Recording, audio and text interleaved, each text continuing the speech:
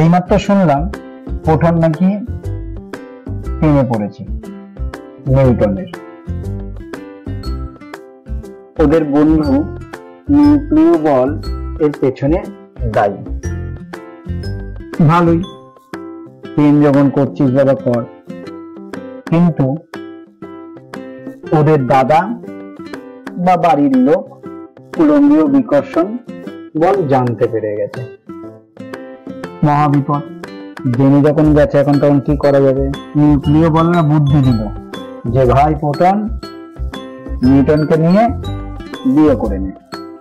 ঠিক আছে, ভালো, বিয়ে করবে। এই কারণে প্রোটন বাড়ির থেকে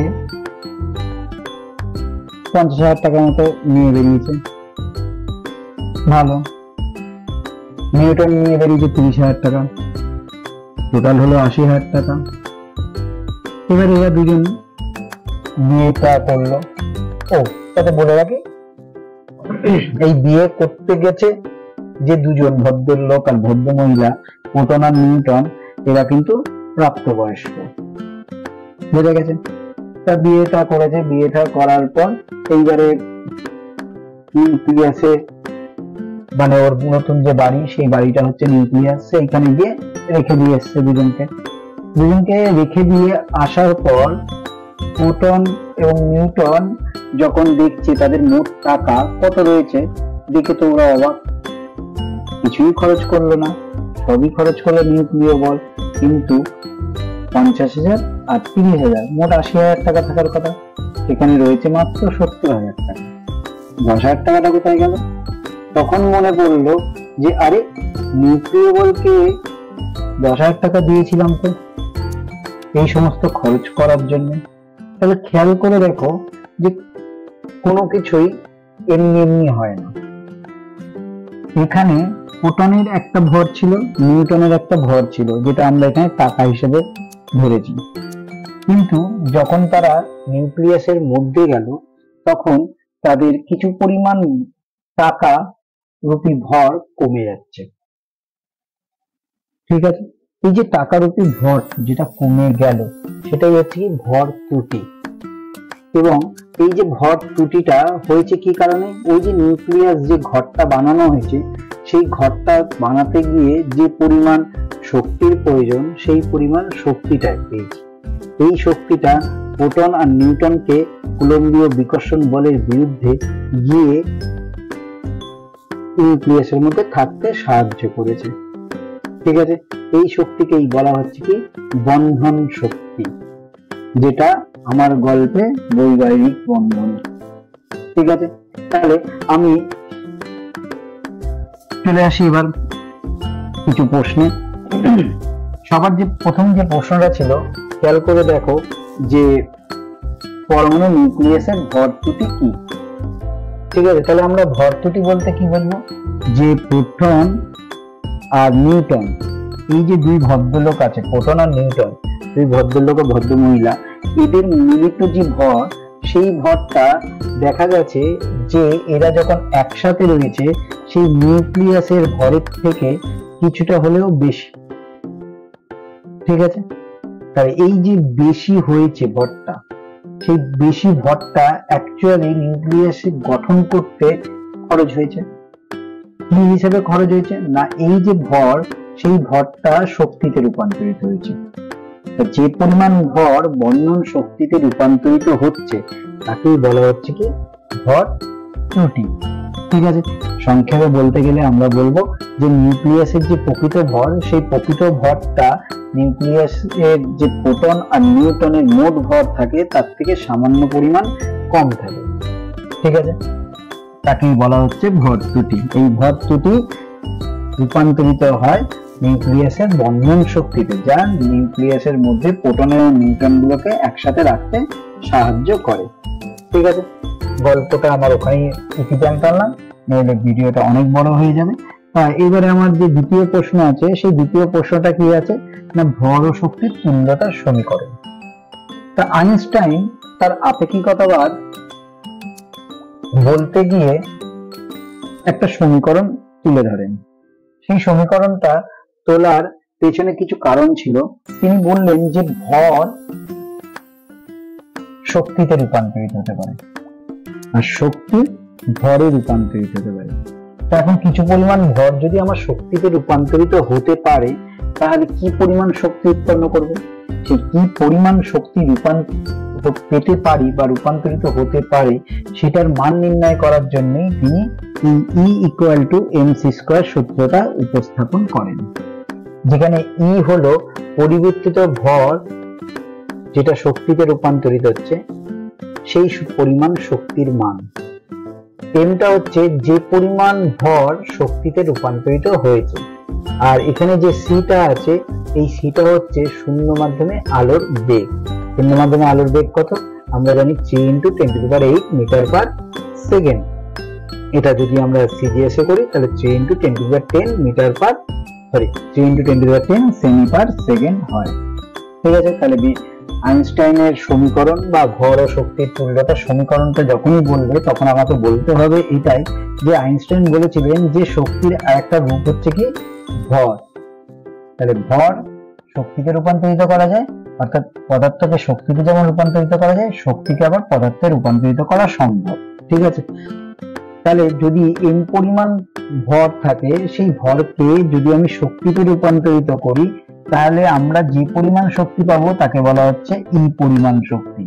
এই E পরিমাণ শক্তি m × c স্কয়ারের সমান হবে, যেখানে m হচ্ছে এই ভরের পরিমাণ, c হচ্ছে তার শূন্য মাধ্যমে আলোর বেগের পরিমাণ। বোঝা গেছে? ঠিক আছে, আমি 2 নম্বর প্রশ্ন হয়ে গেল, এবার আমি 3 নম্বর প্রশ্নে যাই। 3 নম্বর প্রশ্নটা আছে 1 ইউ এর তুল্য শক্তি কত? তা 1 ইউ তুল্য শক্তি আমাদের জানতে গেলে সবার প্রথমে আমাদের জানতে হবে 1 ইউটা কি। কোন মৌলের একটি পরমাণুর প্রকৃত ভরকে যে একক দিয়ে প্রকাশ করা হয় তাকেই আমরা 1 ইউ বা 1 AMU বলি। এটা আমরা ক্লাস 9 এর মোলের চ্যাপ্টার, পরিমাপ পদ্ধতি চ্যাপ্টারে জেনেছি। এই 1 ইউ সমান সমান হয় 1.66 into 10⁻⁻27 কেজি সমান। তাহলে আমার 1 ইউ এর তুল্য শক্তি বলতে বোঝাচ্ছে যে এই পরিমাণ ভরকে যদি আমি শক্তিতে রূপান্তরিত করি, তাহলে কি পরিমাণ আমরা শক্তি পাবো। তার জন্য আমাদের কোন ফর্মুলা আছে? আমরা জানি E ইকুয়াল টু কি জানো? m square. তাহলে m এর জায়গায় কোন মানটা বসবে? এই মানটা। t এর জায়গায় আমরা আগে বলেছি 3 × 10⁸ মিটার পার সেকেন্ড, এই মানটা বসবে। বসলো, ঠিক আছে। বসার পর ক্যালকুলেশন করলাম, ক্যালকুলেশন করার পর দেখবে একটা মান বেরোবে। সেই মানটা বেরোবে, খেয়াল করে দেখো যে একক হবে শক্তি, শক্তির একক কি? জুল। জুল বেরোলো। জুল বেরোনোর পর আমরা যে বড় একটা টার্ম পাবো, ওই টার্মটাকে আমরা কি করলাম? কোয়ান্টাম ফিজিক্সে ছোট করে দিলাম। সেই ছোট করার জন্য তাকে আমরা কিসে কনভার্ট করছি? ইলেকট্রন ভোল্টে কনভার্ট করছি। কিসে? ইলেকট্রন ভোল্টে। তাহলে আমাকে এখন জানতে হবে ইলেকট্রন ভোল্ট কি।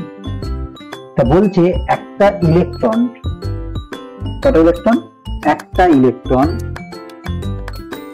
1 ভোল্ট বিভব প্রভেদের মধ্যে দিয়ে যেতে গেলে যে পরিমাণ কার্য করবে, ঠিক আছে, বা যে পরিমাণ শক্তির অধিকারী হওয়া দরকার, তাকেই বলা হয় কি? 1 ইলেকট্রন ভোল্ট।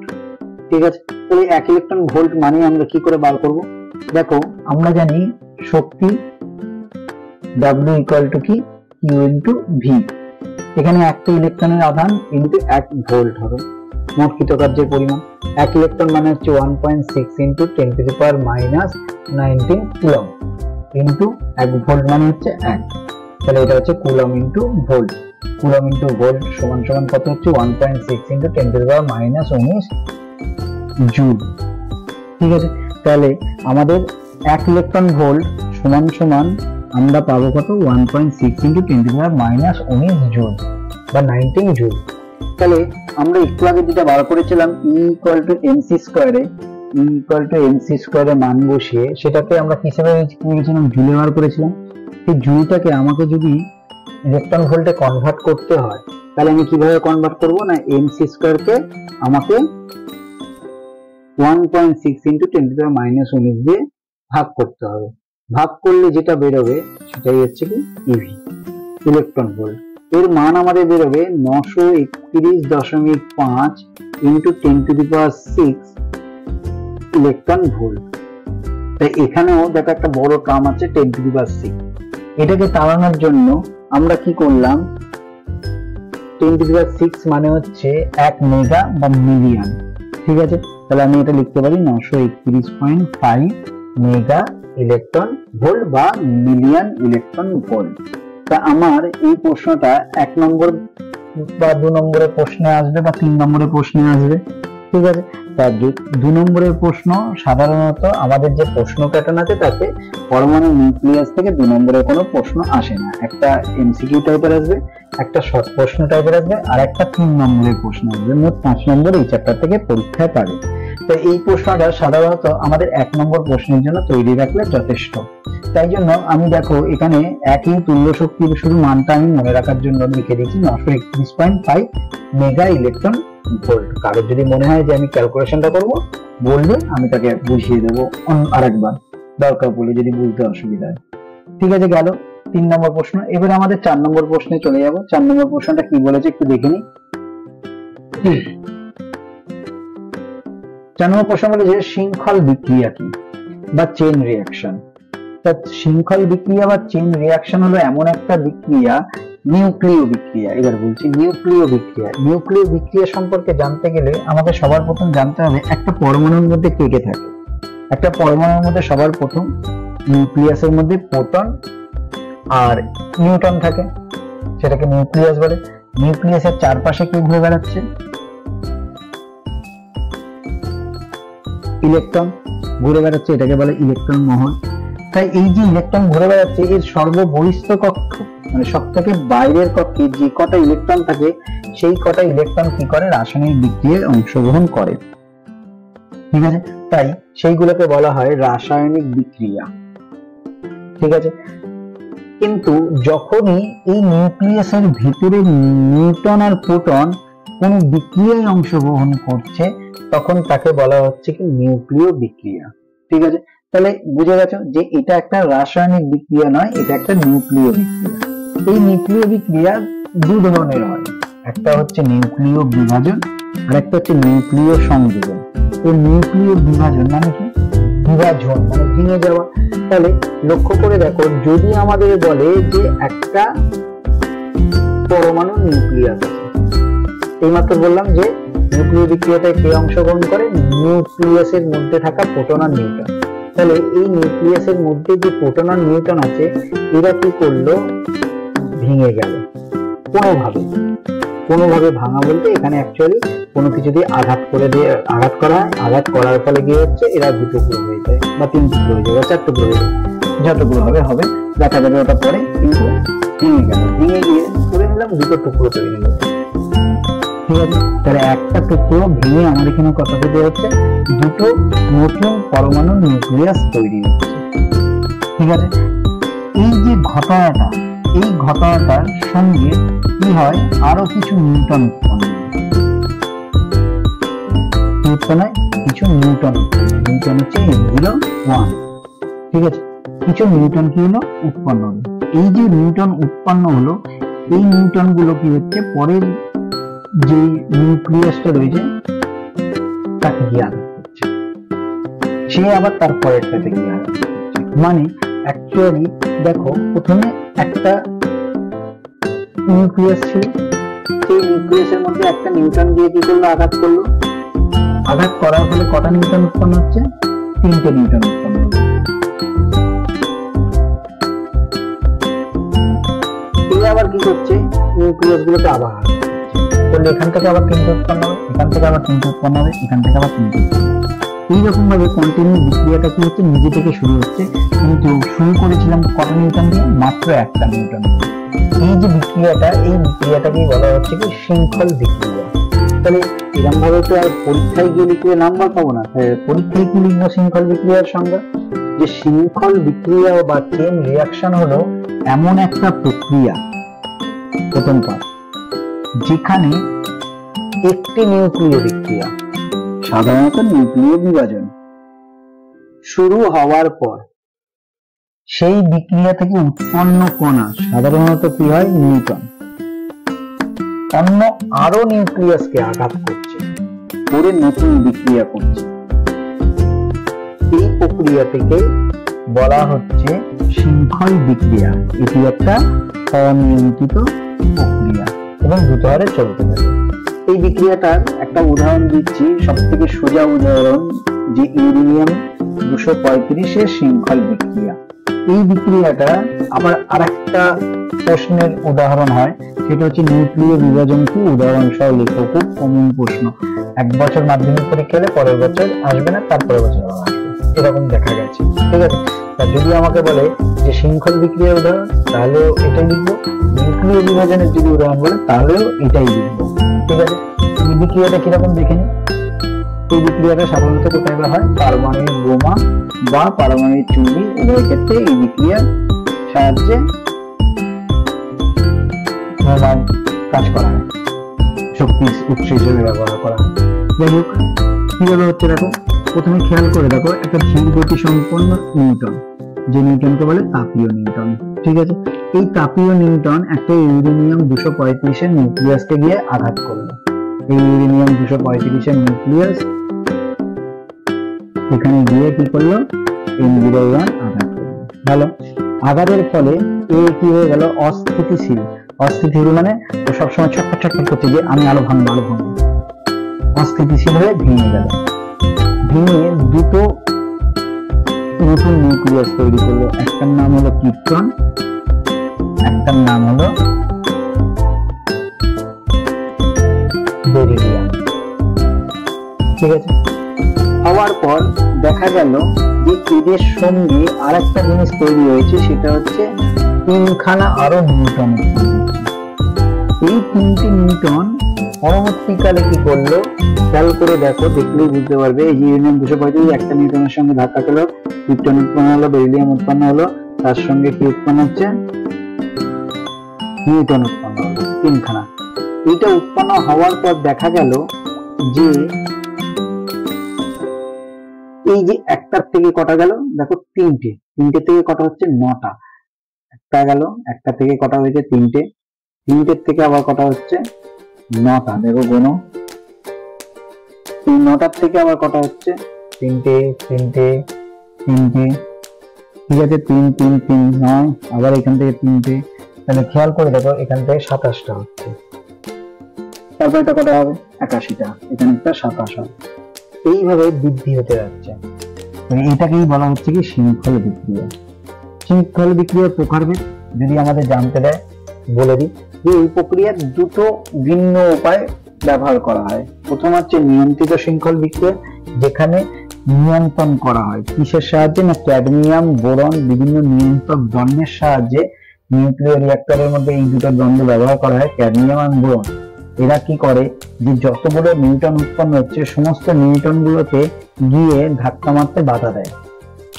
যতগুলো দরকার পড়বে ততগুলো গিয়ে ধাক্কা দেবে, বাকিগুলোকে ক্যাডমিয়াম আর বোরন ধাতু কি করবে, নিজেদের কাছে নিয়ে নেবে। এর ফলে আমাদের যতটা বিদ্যুৎ তৈরি দরকার পড়ে ততটাই আমি বিদ্যুৎ তৈরি করতে পারবো। বুঝে গেছে, এটাকে বলা হয় নিয়ন্ত্রিত শৃঙ্খল বিক্রিয়া।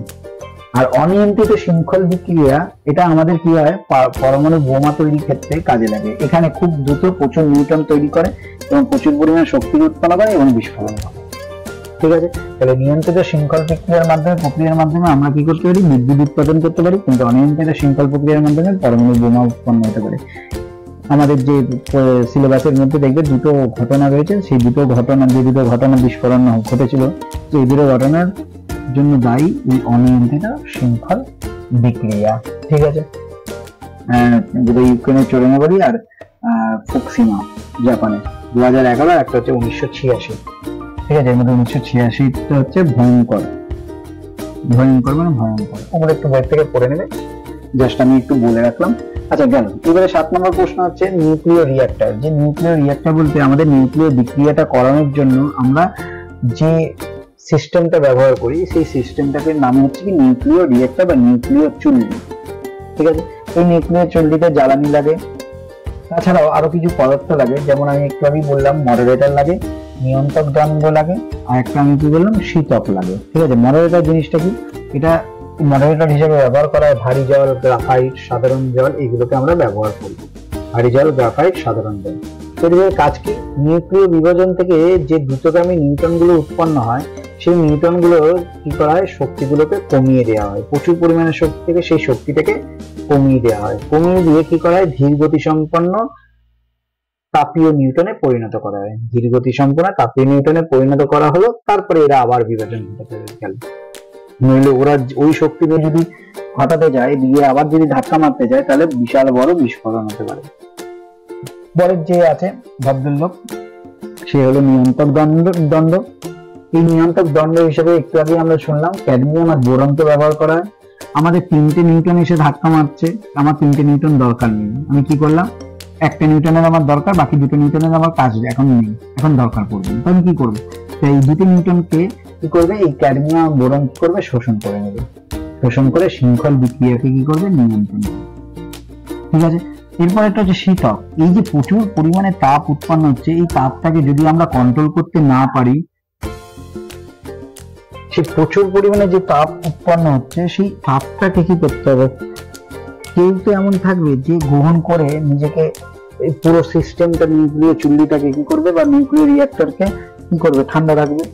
সেটার জন্য ব্যবহার করা হয় আমাদের জল, ভারী জল, কার্বন ডাই অক্সাইড, তরল সোডিয়াম, এইগুলো। এরা কি করে, যে তাপ উৎপন্ন হচ্ছে নিউক্লিয় কোরে, সেই নিউক্লিয় কোর থেকে তাপটাকে কি করছে, অপসারিত করে, এবং সেই তাপ ব্যবহার করে আবার কি করা হয়, বিদ্যুৎ উৎপাদন করা যায়। ঠিক আছে। এবং রিঅ্যাক্টরকে কি করা হচ্ছে, অতিরিক্ত তাপ থেকে রক্ষা করা হচ্ছে। ঠিক আছে। তাহলে এগুলো খুবই গুরুত্বপূর্ণ প্রশ্ন, এগুলো একটু দেখে নেবে। পরে যে প্রশ্নটা আছে সেটা হচ্ছে বন্ধন শক্তি কি। একটু আগেই আমরা প্রথম গল্পে আমরা যেখান থেকে শুরু করেছিলাম সেখান থেকে আবার ফিরে যাই, যে নিউটন প্রোটন নিউটনের কি করেছে, প্রেমে পড়েছে। প্রেমে পড়ার জন্য ওদেরকে কি করতে হচ্ছে, বিয়ে দিতে হচ্ছে, বিয়ে করছে ওরা। আর এই বিয়ের জন্য কে দায়ী, না নিউক্লিয়াস দায়ী। নিউক্লিয়াস কি করছে, কুলম্বীয় বিকর্ষণ বলের বিরুদ্ধে গিয়ে ওদেরকে বিয়ে দিয়েছে। বিয়ে দিয়ে নিউক্লিয়াসের মধ্যে তাদেরকে কি করেছে, একসাথে রেখেছে। এর ফলে তাদের কি হয়েছে, কিছুটা ভর কমে গেছে, টাকারূপী ভর কমে গেছে। এই যে ভরটা কমে গেছে, তার কারণ হচ্ছে না, এই ভরটা শক্তিতে রূপান্তরিত হয়েছে। যে শক্তি নিউক্লিয়াসের উপাদানগুলো অর্থাৎ প্রোটন ও নিউট্রনকে একত্রিত করে রেখেছে।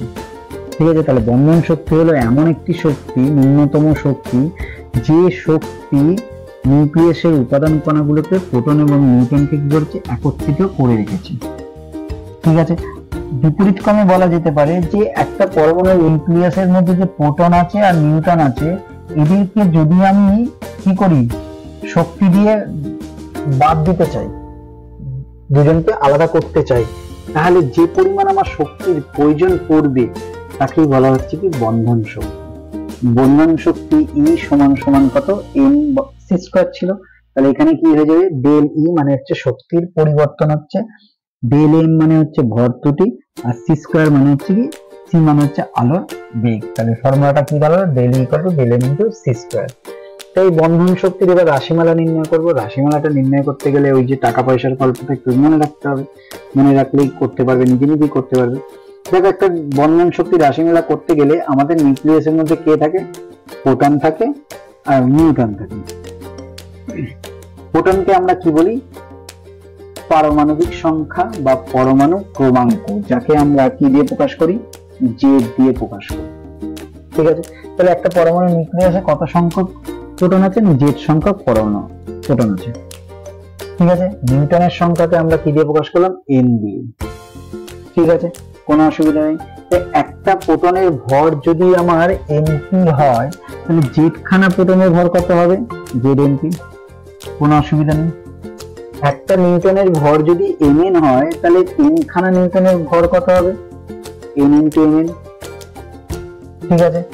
এখন দেখা গেল যে এদের হচ্ছে প্রোটনের মোট ভর, নিউটনের মোট ভর পেলাম, যোগ করলাম জেডএনপি প্লাস nmn। দেখতে পেয়েছো? কিন্তু কিছুটা ভর তো কমে গেছিল যখন নিউক্লিয়াসের ভর ওজন করলাম, সেই ভরটা কত হয়েছে, m। তাহলে ভর ত্রুটিটা কত হলো, এই পুরোটা মাইনাস এম। ঠিক আছে। তাহলে এইটুকু হচ্ছে আমাদের ডেল এম। এর সঙ্গে আমাদের কাকে গুণ করবো, সি স্কয়ার গুণ করবো। তাহলে আমরা কি পাবো, ডেল ই পাবো। তাহলে অ্যাকচুয়ালি আমাদের বন্ধন শক্তির রাশিমালাটা হবে ডেল ই সমান সমান জেড ইন্টু এনপি মানে প্রোটনের ভর, plus N into N N মানে নিউটনের ভর, মাইনাস ক্যাপেন মানে হচ্ছে নিউক্লিয়াসের প্রকৃত ভর, ইন্টু সি স্কোয়ার। ঠিক আছে, বন্ধন শক্তির রাশিমালা 3 নম্বরের জন্য খুবই গুরুত্বপূর্ণ এবারে মাধ্যমিক পরীক্ষার্থীদের। পরেরটা হচ্ছে, চলে আসি, দেখবে সাধারণত আমাদের যে বই আছে বইতে শুরুই হচ্ছে তেজস্ক্রিয়তা থেকে, আর আমি তেজস্ক্রিয়তা পরে করছি। কেন করছি এইবার একটু দেখতে পাবো। এখন খেয়াল করে দেখো, আমাদের দু ধরনের পরমাণু আমরা নিউক্লিয়াস দেখতে পাই, একটা হচ্ছে ভারী মৌল, একটা হচ্ছে হালকা মৌল। এই ভারী মৌল আর হালকা মৌল কাদের বলবো? যে সমস্ত মৌলগুলির নিউক্লিয় বল খুব শক্তিশালী, তারা কুলম্বীয় বিকর্ষণ বলকে প্রতিহত করে থাকতে পারে, কিন্তু কোনো কারণে যদি নিউক্লিয় বল দুর্বল হয়ে থাকে এবং কুলম্বীয় বিকর্ষণ বল যদি খুব বেশি হয়, তাহলে কি হবে? নিউটন এবং প্রোটনের মধ্যে ছাড়াছাড়ি হয়ে যাবে। ঠিক আছে, মানে বাড়ির লোক যদি শক্তিশালী হয় তাহলে বন্ধুদের মেরে ধরে তাড়িয়ে দিয়ে কি করবে বুঝতেই পারছো। তাহলে নিউটন আর প্রোটনের মধ্যে কি হচ্ছে? ছাড়াছাড়ি হয়ে যাচ্ছে। ঠিক আছে, এই ছাড়াছাড়ি হয়ে যাওয়ার ফলে মনে একটা দুঃখ প্রকাশ পেরবে, সব দিক থেকেই বেরোবে। সেই বেরোনোটাকে যদি আমরা আলফা, বিটা এবং গামা রশ্মি হিসেবে প্রকাশ করতে পারি,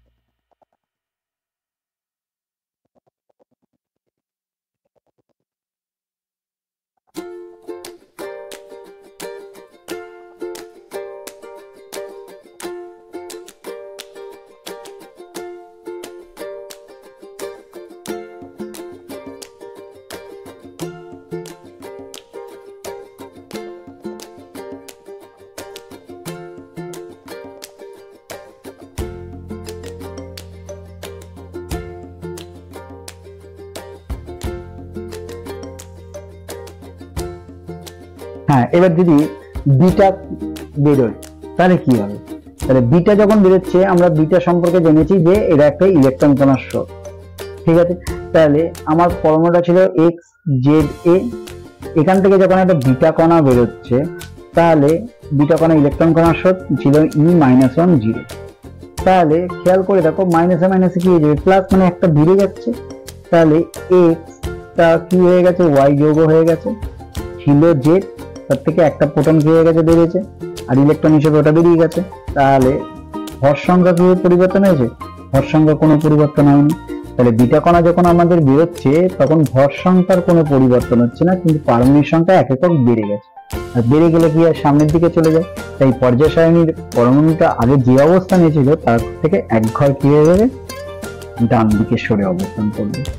এই সূত্রকে বলা হচ্ছে ফাজানো-শরীর সরণ সূত্র। এই সূত্রের সাহায্যে আমরা সহজেই বুঝতে পারি একটা মৌলের পরমাণু থেকে কটা আলফা কণা বেরিয়েছে, কটা বিটা কণা বেরিয়েছে। পরের যে প্রশ্নটা আছে, খেয়াল করে দেখো, এই প্রশ্নটা বইয়ে অনেক বড় করে লিখে দেওয়া আছে, আমি এখানে ছোট্ট করে একটা লিখেছি যে কোন মৌলের তেজস্ক্রিয়তা মৌলের কেন্দ্রীয় ঘটনা বলা হয়। কেন বলে? যে আমরা একটু আগেই বললাম যে পরমাণু নিউক্লিয়াসের মধ্যে প্রোটন আর নিউট্রন থাকে, তারাই বিক্রিয়ায় অংশগ্রহণ করে।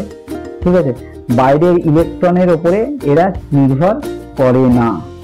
বাইরের তাপ, চাপ, রাসায়নিক বিক্রিয়া কোনো কিছুর উপরে এরা নির্ভর করে না। নিউক্লিয়াসের স্থিতিশীলতা বা অস্থিতিশীলতায় এই প্রক্রিয়ার কি হচ্ছে মূল কারণ, মানে N/P এর অনুপাত আর কুলম্বীয় বিকর্ষণ বল এবং নিউক্লিয় বলের পরিমাণের উপরই এরা নির্ভর করে। এই কারণেই তেজস্ক্রিয়তা সম্পূর্ণ মৌলের কোথাকার ঘটনা, নিউক্লিয়াসের ঘটনা। ঠিক আছে, এই বিক্রিয়ার জন্য, এই যে এই ঘটনাটার জন্য আমরা 1 গ্রাম রেডিয়াম আর 1 গ্রাম রেডিয়াম ক্লোরাইড দুজনেরই যদি আমি তেজস্ক্রিয়তার পরিমাণ নির্ণয় করি, দেখবো দুটোতেই তেজস্ক্রিয়তার পরিমাণ কি আছে, সমান আছে। কিন্তু 1 গ্রাম রেডিয়াম একটা মৌল, কিন্তু 1 গ্রাম রেডিয়ামের সঙ্গে ক্লোরিনের বিক্রিয়া যখন রেডিয়াম ক্লোরাইড যৌগ উৎপন্ন হচ্ছে, সেখানে যদি এটা নিউক্লিয়াসের ঘটনা না হতো, তাহলে তেজস্ক্রিয়তার পরিমাণ কি হতো, পরিবর্তিত হতো, কিন্তু সেটা আদৌ হচ্ছে না। পরে যে প্রশ্নটা আছে সেটা চলে আসি, দেরি হয়ে যাচ্ছে, অনেক বড় ভিডিও হয়ে যাচ্ছে। যে তেজস্ক্রিয় ধাতুর খনিতে লেড পাওয়া যায় কেন? লেড এর N/P এর অনুপাত পুরোপুরি 1.5। তাহলে বোঝা যাচ্ছে যে এ হচ্ছে সব থেকে শেষ হালকা মৌল, এরপর থেকে ভারী মৌল চালু হয়ে যাচ্ছে। এই তেজস্ক্রিয় মৌল গুলো যখন শৃঙ্খল প্রক্রিয়ার মাধ্যমে নিজেদের ক্ষয় হতে হতে হতে হতে শেষ স্থিতিশীল আইসোটোপে হবে, সেটাই হচ্ছে কি লেড বা সীসা। এবার লক্ষ লক্ষ বছর ধরে যে চলতে থাকা খনিগুলির মধ্যে কে রয়েছে, তেজস্ক্রিয় মৌলটা তো রয়েছে, তার সাথে কি হয়েছে, যেগুলো হয় পেয়ে একদম শেষ পর্যায়ে চলে গেছে, সেখানে কে উৎপন্ন থাকবে, সে থাকবে লেড। ঠিক একইভাবে পরের যে প্রশ্নটা আছে, তেজস্ক্রিয় খনিতে হিলিয়াম গ্যাস পাওয়া যায় কিনা? খেয়াল করে দেখো, তেজস্ক্রিয় খনি থেকে কি হচ্ছে, আলফা কণা বেরোচ্ছে। এই আলফা কণা মানে হচ্ছে হিলিয়াম কণার স্রোত। এই হিলিয়াম কণা চারপাশে বাইর থেকে কি করছে, দুটো ইলেকট্রন গ্রহণ করে ওরা কিসে পরিণত হয়ে গেল, হিলিয়াম গ্যাসে পরিণত হয়ে গেল। হিলিয়াম গ্যাসে পরিণত হয়ে তেজস্ক্রিয় খনির মধ্যে ঘুরে বেড়াতে লাগলো। এই জন্য তেজস্ক্রিয় খনিতে আমরা কি পাই, হিলিয়াম গ্যাস পাই। পরের যে প্রশ্নটা আছে, এই যে তেজস্ক্রিয়তা, এই তেজস্ক্রিয়তা আমরা পরিমাপ করবো কিভাবে? তেজস্ক্রিয়তা পরিমাপের দুটো একক আছে। ঠিক আছে, একটা হচ্ছে কুরি আর একটা হচ্ছে কি বেকারেল। এই বেকারেলের আরেক নাম হচ্ছে BPS। কি BPS? এই যে, ঠিক আছে, ডিসইন্টিগ্রেশন পার সেকেন্ড, মানে 1 সেকেন্ডে কটা ক্ষয়ছে। ঠিক আছে, BPS। তো 1 বেকারেল বলতে বোঝাচ্ছে যে এটা SI একক। 1 বেকারেল বলতে বলছে 1 সেকেন্ডে যদি একটাই নিউক্লিয়াস ক্ষয় হয় বা রূপান্তরিত হয়, তাকেই বলা হচ্ছে 1 বেকারেল বা 1 BPS। 1 কুড়ি হচ্ছে একটু বড় ধরনের একক। এরা বলছে 1 গ্রাম বিশুদ্ধ রেডিয়াম, 1 গ্রাম বিশুদ্ধ রেডিয়াম 226 এর যে পরিমাণ তেজস্ক্রিয়তা প্রদর্শন করবে, সেটাই হচ্ছে কি 1 কুড়ি। অ্যাকচুয়ালি 1 কুড়ি সমান সমান কত হবে, 3.7 × 10⁻10 BPS। ঠিক আছে, তাহলে 1 কুড়ি বলতে আরেকটা সংজ্ঞা বলা যায় যে 1 সেকেন্ডে যদি 3.7 × 10⁻10 সংখ্যক নিউক্লিয়াস হয়, তবে তাকে বলা হচ্ছে কি 1 কুড়ি। ঠিক আছে, তাহলে 1 কুড়ি সমান সমান 3.7 × 10⁻10 BPS বা 3.7 × 10⁻10 বেকারেল হলো। এরপরে যেটা পড়বো সেটা সবার প্রথমেই বলেই দিচ্ছি, নিউক্লিয় বিভাজন এবং নিউক্লিয় সংযোজন। নিউক্লিয় বিভাজনে আমি কি বলেছিলাম যে একটা ভারী মৌলের পরমাণু নিউক্লিয়াস কি হচ্ছে, তাকে আমি একটা নিউটন দিয়ে আঘাত করছি বা কোনো একটা কণা দিয়ে আঘাত করছি, আঘাত পাওয়ার ফলে সে অপেক্ষাকৃত দুটো ছোট ছোট পরমাণু নিউক্লিয়াসে পরিণত হচ্ছে, যেটা আমাদের ক্রিপ্টন ছিল আর বেরিলিয়াম ছিল, এবং প্রচুর পরিমাণে শক্তি এবং দু তিনটে কি করবে নিউটন নির্গত করবে। ঠিক আছে, সে তাকেই বলা হচ্ছে নিউক্লিয় বিভাজন। শৃঙ্খল বিক্রিয়া যেটা আমরা উদাহরণটা দেখলাম, সেই উদাহরণটা এখানে আমরা লিখে দিতে পারি। এরপরে রয়েছে নিউক্লিয় সংযোজন। নিউক্লিয় সংযোজনে কি বলছে যে দুটো হালকা মৌল পরমাণু নিউক্লিয়াস, যেমন হাইড্রোজেন। ঠিক আছে, এই হাইড্রোজেন যেমন ডয়টেরিয়াম আর কি ডয়টেরিয়াম, এটা ডিউটেরিয়াম করেছে, ডয়টেরিয়াম করবে, আর এটা অনেক টিসিয়াম লেখা আছে, ট্রিটিয়ামও আছে। ঠিক আছে, আচ্ছা, দুটো হালকা মৌলের পরমাণু নিউক্লিয়াস কি হচ্ছে পরস্পরের সঙ্গে যুক্ত হচ্ছে উচ্চ তাপমাত্রা এবং চাপে। এর জন্য যে উচ্চ তাপমাত্রা, এই উচ্চ তাপমাত্রার জন্য আমাদের কিসের দরকার পড়বে, নিউক্লিয় বিভাজনের দরকার। এই জন্য নিউক্লিয় বিভাজন ব্যতিরেকে নিউক্লিয় সংযোজন হয় না। এই যে তাপমাত্রা, এই তাপমাত্রা একমাত্র নিউক্লিয় বিভাজনই সরবরাহ করতে পারে। ঠিক আছে, ভারী পরমাণু নিউক্লিয়াস গঠন করছে এবং প্রচুর পরিমাণে কি করছে শক্তি উৎপন্ন করছে, তাকেই বলা হচ্ছে নিউক্লিয় সংযোজন। যেমন হাইড্রোজেন বোমা, সূর্য এবং নক্ষত্রে যে শক্তি উৎপন্ন হচ্ছে সেই সমস্ত শক্তিরই উৎস হচ্ছে নিউক্লিয় সংযোজন। ঠিক আছে, এটা একটা অনিয়ন্ত্রিত বিক্রিয়া। ঠিক আছে, এখানে খেয়াল করে দেখো, উদাহরণটা দেখেছি, H12 H12 দুটো ডাইটেরিয়াম আছে, এবার দুটো ডাইটেরিয়ামের জায়গায় একটা ডাইটেরিয়াম একটা ডাইটেরিয়াম নিতেই পারে, হিলিয়াম নিতে পারে। আচ্ছা, দুজন বিক্রিয়া করে কি উৎপন্ন করেছে, একটা হিলিয়াম উৎপন্ন করেছে, একটা নিউট্রন উৎপন্ন করেছে এবং বিপুল পরিমাণে শক্তি উৎপন্ন করেছে। এই যে বিক্রিয়াটা ঘটাতে হয়েছে, এই ঘটানোর জন্য প্রচুর পরিমাণ শক্তির প্রয়োজন। এই শক্তিটা যোগান দিচ্ছে থেকে না নিউক্লিয় বিভাজন। তাই জন্য পরের যে প্রশ্নটা আছে, নিউক্লিয় সংযোজনের আগে নিউক্লিয় বিভাজন কেন করা হয়, তবে খেয়াল করে দাও, নিউক্লিয় সংযোজন বিক্রিয়া শুরু করতে গেলে অত্যন্ত উচ্চ তাপমাত্রার প্রয়োজন, যাতে নিউক্লিয়াস গুলোর মধ্যেকার তীব্র কুলম্ব বিকর্ষণ বল কি করতে পারে, অতিক্রম করে বেরোতে পারে, তারা একে অপরের কি হচ্ছে কাছাকাছি চলে আসছে। এবং হাইড্রোজেন বোমার মতো নিউক্লিয় অস্ত্রগুলিতে এই প্রয়োজনীয় উচ্চ তাপমাত্রা এবং চাপ সরবরাহ করা হচ্ছে। ঠিক আছে, নিউক্লিয় বিভাজন বোমা বিস্ফোরণ করে বিস্ফোরণ ঘটানো হচ্ছে। এই বিভাজনী বিস্ফোরণে কি হচ্ছে সংযোজন বিক্রিয়া শুরু করার জন্য প্রাথমিক শক্তি প্রদান করে। তাহলে আমাদের মধ্য কথা এত কিছু বলার দরকার নেই, আমাকে এইটুকু বলতে হবে, নিউক্লিয় বিভাজনের সময় এই কথাটা লিখবেন, নিউক্লিয় বিভাজনের সময় যে শক্তি উৎপন্ন হয় সেই শক্তিকে কাজে লাগিয়ে, ঠিক আছে, নিউক্লিয় সংযোজনের জন্য যে প্রচুর শক্তির প্রয়োজন, প্রচুর তাপমাত্রার প্রয়োজন, সেই তাপমাত্রার ব্যবস্থা করা হয়। ঠিক আছে, এছাড়া অন্য আর কোনো পদ্ধতি নেই যার মধ্যে দিয়ে নিউক্লিয় সংযোজনের জন্য প্রয়োজনীয় যে তাপ, সেই তাপ শক্তি পাওয়ার। সূর্য ও নক্ষত্রের মূল শক্তির উৎস কি, একটু আগেই বললাম, সূর্যের মধ্যে কি আছে হাইড্রোজেন ভর্তি ভর্তি ভর্তি, এই হাইড্রোজেন গুলো কি হচ্ছে হিলিয়াম নিউক্লিয়াস গঠন করছে।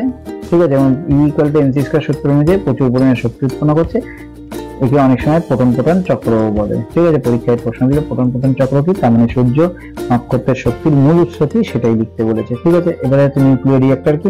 নিউক্লিয় রিঅ্যাক্টর হলো এমন একটা ব্যবস্থা যে যার সাহায্যে কি করা হচ্ছে নিউক্লিয় বিভাজন ঘটিয়ে প্রচুর পরিমাণে শক্তি উৎপন্ন করা হচ্ছে, এবং এই নিউক্লিয় রিঅ্যাক্টরকে কাজে লাগিয়ে টারবাইন ঘুরিয়ে কি করা হচ্ছে বিদ্যুৎ উৎপন্ন করা হচ্ছে।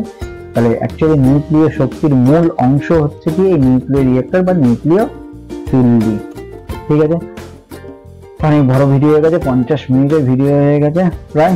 ঠিক আছে, অনেকটাই বড় হয়েছে, একটু কষ্ট করে পড়ে নাও, আর যদি পিডিএফ লাগে তাহলে আমাকে জানিও, আমি তাহলে তোমাদের দিয়ে দেবো পিডিএফ। আজকের মতো রাখলাম, প্রোটন নিউট্রন সুখে সংসার থাক করুক, টাটা।